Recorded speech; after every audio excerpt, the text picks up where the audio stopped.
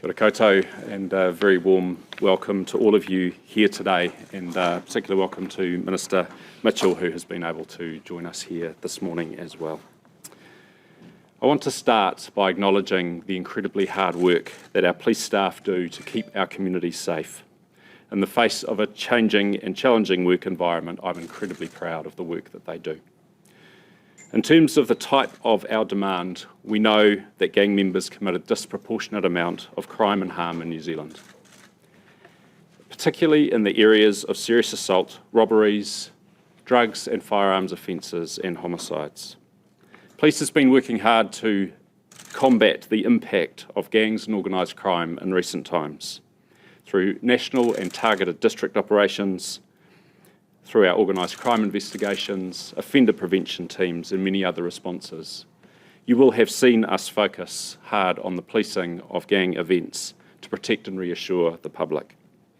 Today I'm announcing the establishment of a national gang unit and district gang disruption units to target crime, harm and intimidation caused by gangs. I've directed that the national gang unit be established to enable a continuation of our work and build our operational capability further. The unit will work with police districts across the country, drawing on the successes of Operation Cobalt and other coordinated responses to gang funerals and other gang activity. The National Gang Unit will support district-based staff to plan, coordinate around enforcement and police responses in a determined effort to continue applying pressure on gangs and to prevent gang-related crime, disorder and intimidation. Incoming legislation will provide police with new tools to respond to the harm caused by gangs and will help ensure communities feel safe. The National Gang Unit will ensure our officers can effectively enforce the intent of the legislation. To further our frontline capability, we'll also be investing in new gang disruption units. These will be dedicated district teams to help identify, target and catch priority offenders and maintain a focused view of the gang environment. Today's announcement signals the start of a process to establish these frontline gang disruption units. Resourcing allocations will be determined through this process in consultation with district commanders and is likely to include a mix of reprioritised and new investment. Policing gangs and serious offenders is an all-of-police priority. The new gang units will boost our focus and capability, but they're not working alone. Our whole frontline is involved in preventing the crime and harm caused by methamphetamine, organised crime and gangs, whether through road policing, organised crime investigations, prosecutions or prevention activity. At a time in the world when safety and feeling safe is an evolving picture in many countries, New Zealand is still one of the safest places to live. But the changing gang landscape means that police will continue to adapt to tackle these challenges head on. Ultimately, it's about supporting our frontline to ensure everyone is safe and feels safe. We want to deliver the best results for our communities.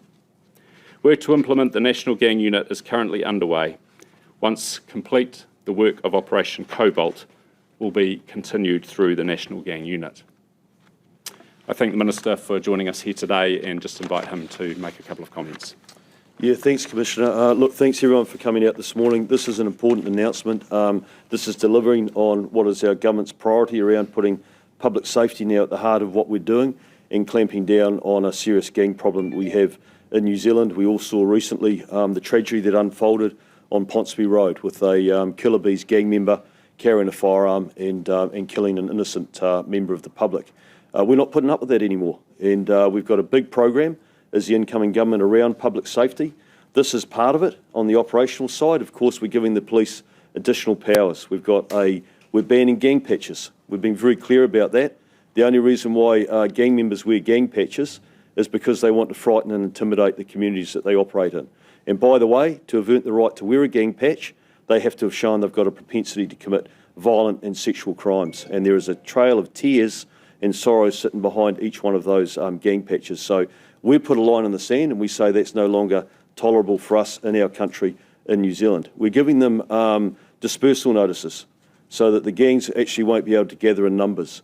We're giving them non-consorting orders so gang members can't work with each other to organise their next nefarious activities. We've taken those powers from Western Australia.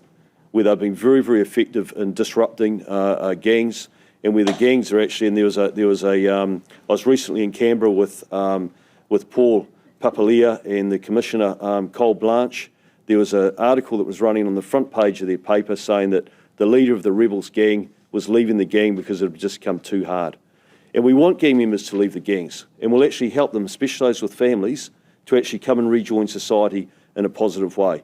But we want to send out a very clear message. If you continue to peddle drugs, if you continue to perpetrate violent sexual offending in our community, if you continue to break the law and think you're above the law, then under this government things are going to change radically. And I want to acknowledge the Commissioner, and I want to acknowledge the announcement today, because these gang disruption units that are going to be based in the districts supported by the gang unit centrally are going to be very effective in making sure that if a gang member or a gang pops their head above the parapet, then the police are going to have a strong response to deal with that.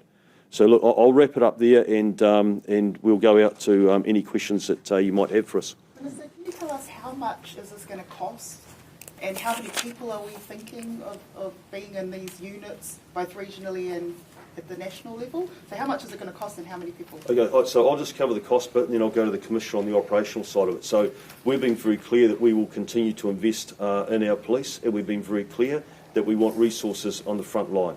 So, but a lot of that is budget sensitive, and you'll have to wait for the budget announcement at the end of this month. But we've been very clear, and the Minister of Finance has been very clear, that we are going to continue to make a substantial investment into police, and that includes an additional 500 frontline police officers. So you expect this to be a budget priority in terms of cost? Well, like I said to you, you'll have to wait until the budget, which is the end of this month, to see how that has actually been, how that's been put together in terms of where the prioritisation and investment is going. So what exactly will these new powers be? Well, you're talking about the powers that that are in front of Parliament at the moment? Well, banning of the gang patches and gang insignia. So it means that gang members no longer will be able to wear gang patches or gang insignia in public. By the way, I took a law through Parliament in 2013. It was a members' bill by Todd McClay, and it banned gang patches in schools, in hospitals and public buildings, and it's been effective. So what we're doing is we're just extending this to all public spaces. Dispersal notices, which will give the police the ability to be able to break up large gathering of gang members. They'll have to leave that place or any other designated place. They won't be able to return or come together within 7 days. Commissioner, can we just go to staff? Sorry, yes, but do those orders go through the courts, or do those orders lay with police in the first instance? How will they work? So all of that legislation is currently before the Select Committee, so they are dealing with that and that detail. Some of the orders will go through the courts, others the police will be able to have the ability to actually apply that order themselves immediately, verbally. Commissioner, how many staff are going to be in these units? And you talked about reprioritising and moving people. So what crimes are less important that you're taking staff from them? The announcement today is the start of an engagement process with teams and districts, so I'm not going to go into fine detail on this, but this will be a mix of reprioritisation and potentially new investment, subject to budget decisions. So what percentage reprioritisation? And what? I suspect we'll end up with about a 50-50 mix across this whole model, but we need to see where those conversations get to. We will be looking particularly at how our intelligence is focused to ensure that we're able to collect the right information we need on gangs locally. And we have a range of groups working across different investigative, prevention, response priorities that we will be able to consider for contribution in a very focused way on gangs. If you're taking 50% of these staff from other operations, are they doing work that's not important at the moment? There's always opportunity to reprioritise, and we've been very clear about the need for us to refocus onto core policing priorities. Police has become very spread across a wide range of prevention functions. Some of those functions can properly be argued are not the domain of police to deal with, so we will be looking... So you're doing stuff at the moment that's wasting your time? Not wasting our time, but that can fairly be said to be the role of other agencies. Is that like mental health call-outs? That's one of the areas that we've called out, where we are responding significantly to crises that don't require a police intervention. Who would then fill the gap? for those mental health call-outs? Well, clearly there are others whose core responsibility that is, and we're engaged in those conversations presently. But police is not the right resource to be providing response to mental health crisis where there's no physical threat to safety. What else? What else? Just really quickly, that question, that's an ongoing piece of work as the government, because police have had to deal with a 60% increase in mental health call-outs. Often you'll have a two-person police patrol tied up at the Auckland Emergency Department having to look after someone that actually needs to have a proper mental health response, and someone that's trained to do that. That is not the best use of police time.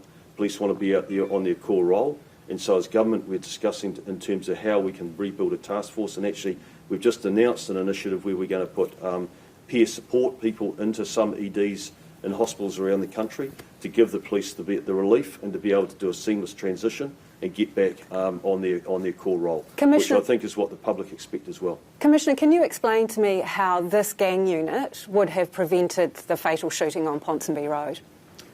One of the opportunities that sits in front of us with new powers coming through is to have a much stronger focus on gangs and the harm they cause.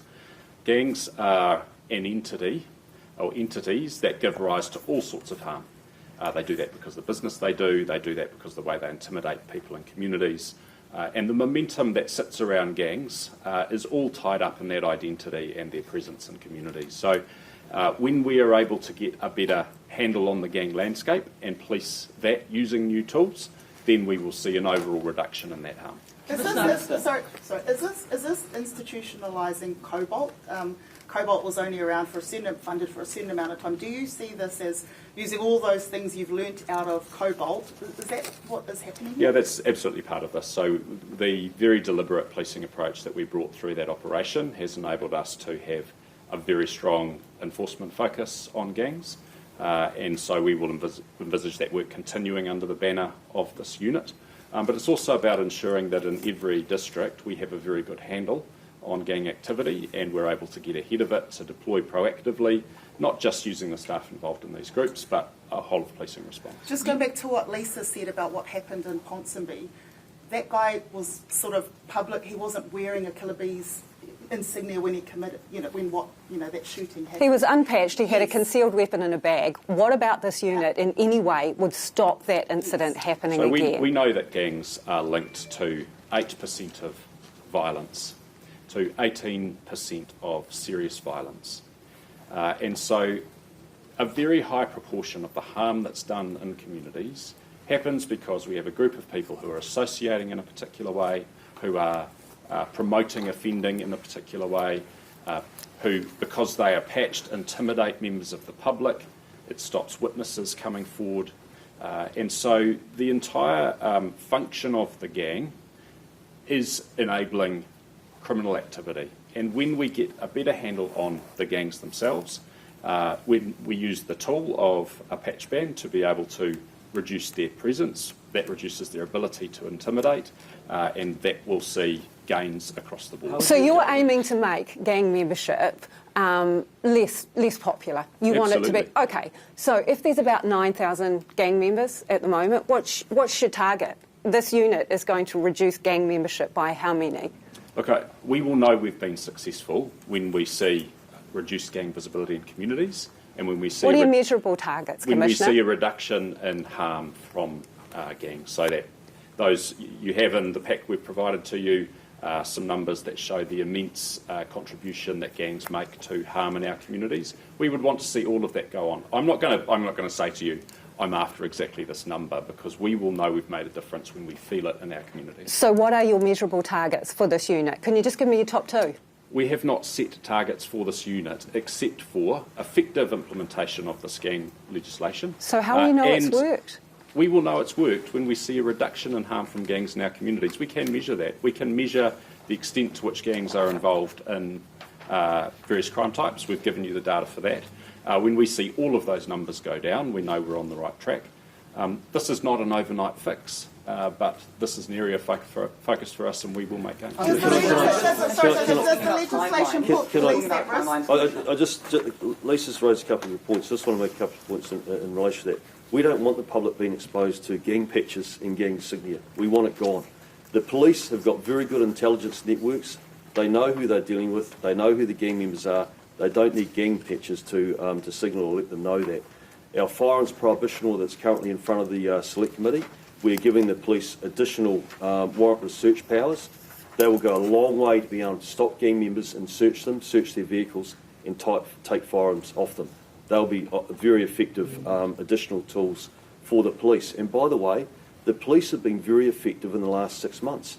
If you think about towns like Opotiki or Coromandel Town being overtaken by gangs, when you consider just about every week there was a headline in the media about convoys, gang convoys, driving onto incoming traffic, taking over intersections, abusing and intimidating members of the public. You haven't seen that in the last 6 months because the police have had a very strong response. They've been putting resources in. What was yesterday, Minister? Pardon? Yesterday, Minister? How many officers were involved? Because there was 4 arrests?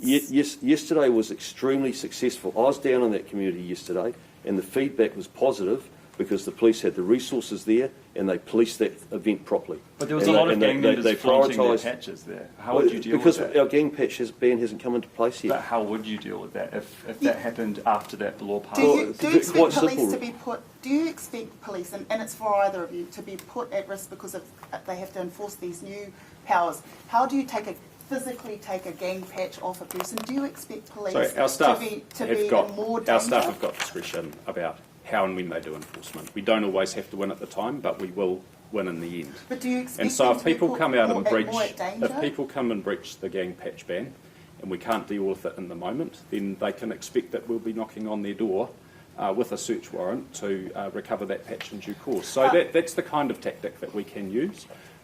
In the end, police have a job to do here. When this law passes, we will enforce it. But our people have discretion, and we would expecting them to be exercising. Just talking about the timeline, you said you wanted to roll this out. Sorry, just on that question, I do want to respond to that. At the moment, our frontline police officers, their job is more dangerous because gangs think that they run the place. Gangs think that they've got control of the streets. The best way to make the public safe and our police safer is to actually enforce the law and make the gangs understand that they're not above the law, that they have to respect the police, Is that there they an don't get to appreciation trample that over the rights of this the may make public? police lives, put them more in danger because No, of the orders they're Me personally, no, I don't, and I'll tell you why. Because the Commissioner made a very good point. It's regardless of what legislation is in place, police have always had the discretion as to when they use that legislation. That has not changed, and they will base their decisions around staff safety and how they implement it. But I think that it's going to, without a doubt, we've got a world-class police service that's got deep capability and will be, without a doubt, is able to actually implement the laws that we're passing as a So with government. that in mind, what's your message to people who see these measures that you're trying to put out there that still feel unsafe in their community? And that's for both of you. Well, that's a genuine feeling. We are completely sensitive to that, and that's why we've turned it. That's why, as an incoming government, we've got a massive program around public safety. We're putting victims back at the centre of our criminal justice system. We've just announced a $1.9 billion into our correction system to build capacity, more staff, pay them, and also a big focus on rehabilitation. So they've got a good chance of reintegration, and actually that has got a contribution towards public safety as well. So the Commissioner has just made a very good announcement today showing intent in terms of what we want to do to get on top of the gang problem in New Zealand, and that is what we're doing. Is this similar to... Sorry, just We just hear that from you as well. What's so your message to people? the visible presence of gangs in our communities leads to significant fear. And this is not isolated to particular parts of our community. I have had the opportunity to engage with communities right across this country. And what I consistently hear is that the presence of gangs makes people feel fearful. The patch sits right at the heart of that. And so we welcome the opportunity to make a difference in terms of those feelings of safety. And so you said you wanted to roll it out as soon as possible. Do you have a rough timeline? How soon can people see this unit in action? The national unit will be stood up by 1 July, and the district units will stand up in the months following between then and when the legislation comes into effect. So, What it's districts, relatively Commissioner? soon. What districts? I envisage that almost certainly every district will have a team, but we will be looking at where the demand sits, and our geography means that the solution might look a bit different in a very spread geographical district compared to one that is less so. So we're working through the details of that, but you can expect that this will be the kind of capability that exists right across the country, Commissioner, focused sorry. on where the gang harm is. You said in 2021 that we have to be careful not to be fixated on gangs, because 90% of the people that you're arresting and charging for high criminal acts, like record number of drugs and stuff, were not gang affiliated. You know, they're not going around wearing gang patches. So we're not going to stop going after organised crime and the people who distribute drugs in our communities. There is significant overlap between organised crime and gangs, there's no doubt about it.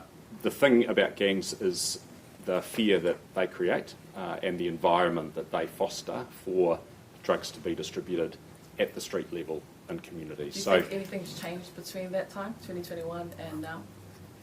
We have got a very clear priority from the current government about a focus on gangs, and we've been given new tools that we are going to use to achieve that outcome. In the end, gang membership is not an offence. Shortly, wearing a patch will be. That's a great opportunity for police to make a bigger difference. How many staff? Would you We say haven't this is similar to- got an would you say answer this on is- how many staff. So we might just come over here if that's okay. Yeah. Would you say this is similar to Strike Force Raptor in New South Wales, which National's been trying to push for years? I hope so, because Strike Force Raptor in Australia is very popular with the communities over there. That normally when the gangs start to break out in gang warfare, the communities immediately ask to have Strike Force Raptor come in. They solely focus on gang harm and gang offending and organised crime. I think coming back to the question, it was a very good question, is quite simply the Commissioner is responding to the priorities of the government of the day, and there is a new government, and we've been very clear about the fact that we're putting victims at the heart of our criminal justice system, and that we want to suppress and start getting stuck into organised criminal groups, gang, and the violence that they perpetrate in our country. And we want to get on top of the violent retail crime that we're currently dealing with. So, Minister, as well. did you instruct the Commissioner to establish these units? Well, have you read my letter of intent that I released publicly to the Commissioner? Did you instruct him to establish these units? No, that is operational. That has been his decision and his decision alone, and that operational independence is very important. But in my letter of intent, I was very clear. It is the incoming government. Victims are at the heart of our criminal justice system. Public safety is number one. Law-abiding citizens will have their rights protected over and above those gangs that want to break the law and think they're above the law. And we want to see actions taken in a positive way to start to get on top of a problem that has grown out of control over the last 6 years. Is there the number of staff? I just want to give some people an opportunity who haven't had one yet, so I'll just come to the back. Just for the Commissioner, in terms of prevention, depending on who you ask across political spectrums, across policing, it will look quite different. So what is your definition of prevention for gangs? So within the Policing Act, one of our statutory functions is crime prevention. That's a very broad statement. You can construct that quite narrowly, you can construct it very broadly. We have had a pretty broad frame on that in recent years, and that has seen us spread very thinly. So what we're in the process of doing is drawing that back in. It's not to say that prevention's unimportant. It remains a key function of ours, and we will continue to do it.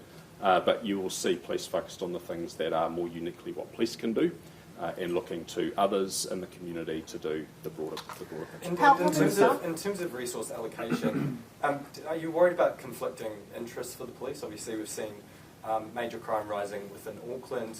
We've had multiple different issues, as well as this gang unit now. A lot of gangs are centred heavily in the regions, away from major cities. Are you concerned at all about pulling officers away from the major cities to go there? Look, we're quite used to moving staff around to focus on priorities where they sit, and we know that in some parts of the country we will need to move support in to enable staff in smaller towns to be able to deal with this issue. That's pretty normal for policing, and we're always balancing a whole range of priorities. What about domestic violence, for example? So 18% of serious crime is gang affiliated. What percentage is domestic violence related? And what are you both doing to combat that? So family violence remains massive demand for police. It's roughly 20% of our frontline time. So that's more than the 18%, but it's not your top priority. It is a high priority for us. So when we speak to the key focuses for police, safe homes, safe roads, safe communities. Gangs sit fundamentally in the safe community space, but we can't forget that there's a significant overlap between harm and family violence and gangs. In fact, you would struggle to find a gang household where family violence is not a feature. And so by focusing on gangs, we actually also impact positively on family violence, on future youth offending, because many of our young offenders will come from homes like that, future imprisonment, future gang membership. We will continue to focus on family violence, and I want to be really clear. When we are focusing on core policing, if someone is at risk of violence or experiencing violence, that's very clearly a police job and a police response. Where we are looking for support from others is dealing with family dysfunction where violence is not a feature. How many Commissioner, staff? how many many staff? I just need to. Okay, can we get to I'll that just have it question then. at some time? Like, How are they it's going an to be important equipped? thing. How are they going to be many equipped? staff? How are they going to be different from just regular cops on the beat? So these staff will be selected for the right skills. That will probably be in the areas of intelligence, potentially investigations, and in terms of frontline policing ability. Will they have firearms? They won't be armed per se, but we do have a whole lot of new capability that we haven't had in the past around offender prevention teams who are tactical operators. They would work alongside these groups, our armed offenders squad. So we will supplement, and we will need to supplement these teams because they're not going to be big teams. They're providing the nucleus for action, but all of policing needs to support, and that will include tactical capability where required. The one thing I'd say is don't underestimate or diminish the training and the abilities of all our frontline police officers in whatever role they're deployed to. They are world class and capable in dealing with any event that they get thrown at them in their role, everyday role as a police officer. Just coming back to the question, a very important question around family harm. So a cornerstone of our belief as a government is social investment, and you would have seen an announcement with the Honourable Nicola Willis, who is heading up our social investment, and that is quite simply in our country we have got intergenerational harm that we have never been able to really get in and fix, and this government has got a big focus on identifying where we can make an investment in these people, in these kids, to make sure they've got the best fighting chance of realising their potential rather than being on the fast track into the youth justice or the adult justice system. And that's a big piece of work, but the work that the Commissioner and I have to do as Minister of Police in support of that is to deal with the hard, crunchy bit, and that is just the violent crime that suddenly is besetting our country at the moment. So why is this new unit being announced today? On the back of the Ponsonby shooting, or just... This has been in planning for months, so we have known with new legislation coming that we need to be able to set up in the right way to deal with that. So that was a catalyst that's been on the cards for a long time. There's no particular magic in the timing of the announcement today. Commissioner, you talked about how the armed defenders squad would help out and other people would move around there. If we're looking at the core unit, how many people are going to be involved in that? So we'll have the national unit, Yep. which I envisage will probably draw in resources of about 25 to 30.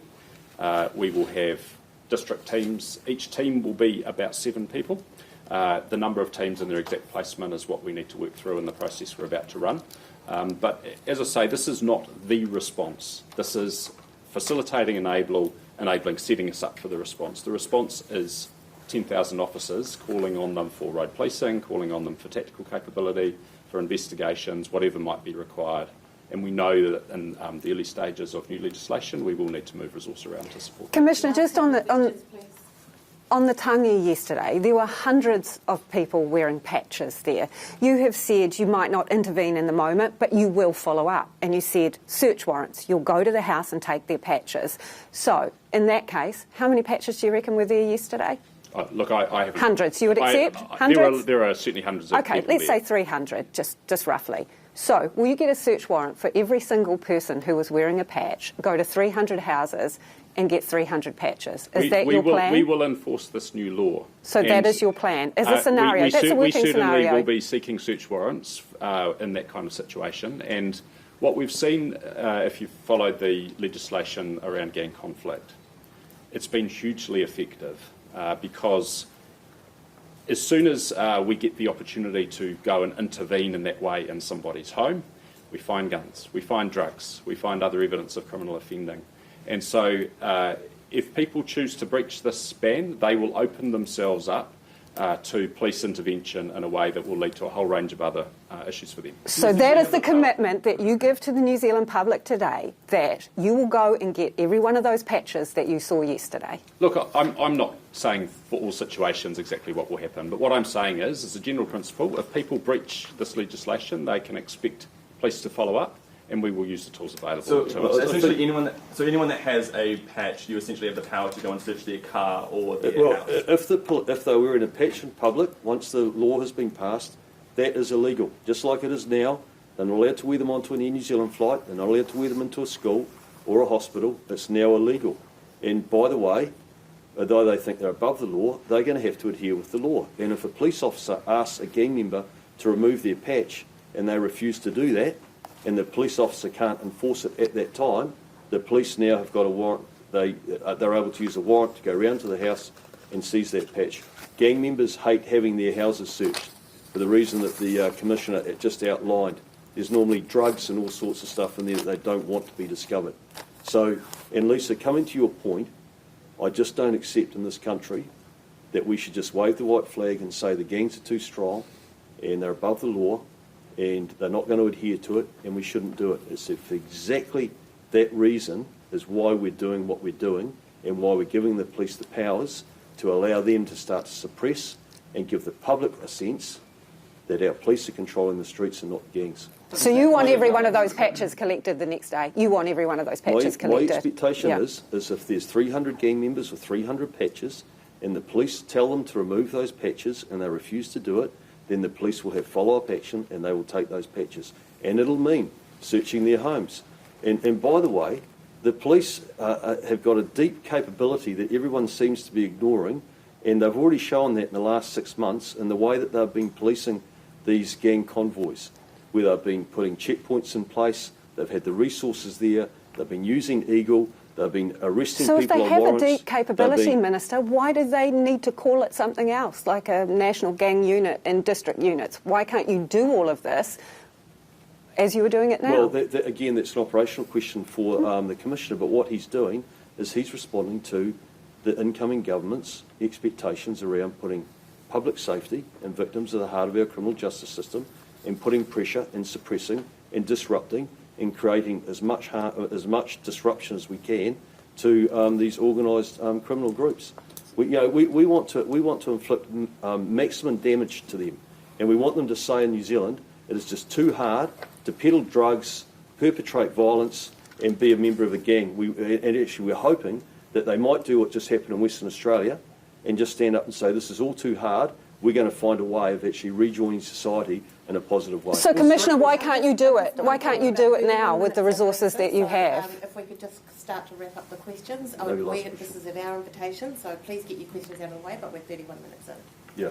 So there are lots of ways for us to organise ourselves, but our experience is that when we have units that are specifically focused on a particular area of crime or harm, that we're able to get much better results. They develop great expertise, local knowledge, and then they can enable the rest of police through how they do that. So this just makes complete sense for us in the focus that we're going to have. I think last question. Minister, Strike Force Raptor, which you say you want this to be similar to, has been accused of lawful harassment tactics. Is there any way that you're concerned about this, or what will you do to manage that? No, I'm not saying that this is like Strike Force Raptor. You asked me if I wanted to have the same effect, and I said yes, I do, because it's been very effective in Australia in suppressing and disrupting and applying maximum harm to the gangs over there. And this is exactly what we're trying to do over here as well. Right, but are you concerned about a lawful harassment tactics? Okay. I'm not concerned at all. We have a world-class police service, and I fully back them. And they're deeply capable, and I know that they'll do the job that we need, and not just as a government, but as a country, to get on top of this. And by the way, from my experience, every police officer that joins the police, they do it because they want to serve and protect the community that they're a part of. Minister, Thank this you is very much. obviously Thank a you. response. This is a response to what's happening at the moment. But preventative measures. Wouldn't you be better off like investing in schools and youth communities? Youth centres. Well, I agree with you entirely. churches? Absolutely. Yeah. It's a very good point, and you're seeing that in this government. We're making massive investment into education. The Honourable Nicola Willis is heading up our social investment unit, and that is bringing the whole of government together and identifying where we can make an investment into Kiwis' lives, especially those families with intergenerational harm, where the kids haven't really got a fighting chance. They're probably on a fast track into the youth justice system, making that investment much earlier to allow them to be a part of society with, that can sort of take advantage of all the great opportunities that our country offers. So that piece of work, like I said, is the cornerstone of what we're achieving. And in the long run, that's the work that will make the biggest difference in terms of reducing the amount of people coming into our criminal justice pipeline. But the piece that we're talking about is having to deal with that hard, crunchy bit that's in front of us right now. And that is unacceptable levels of violent retail crime and totally unacceptable levels of gang-related harm, violence and crime in this country. And very sorry, I did promise the very last question to the chaplain, front row. Minister, if you were talking about the effort that police have done in the last 6 months to tackle this, why say we're waving the white flag? No, I was using that analogy with Lisa because the way that she had put the question to the Commissioner is that, and the narrative that's been in this country actually since we've been debating this, is that the gangs are too strong, they're above the law, there's no point in us passing this legislation because they're going to ignore it anyway. And to me, that's waving the white flag, and I'm not prepared to wave the white flag. I love my country, as we all do, and I'm not willing to accept the fact that we can have a proliferation of gang members in this country that carry firearms, that are willing to use them and perpetrate an enormous amount of harm, completely disproportionate to actually the size of the gangs that we have here. And we've been very clear that we're going to clamp down on that, and victims and public safety are coming back into the heart of what we're doing. Thanks very much for your time, everyone. Thanks, guys.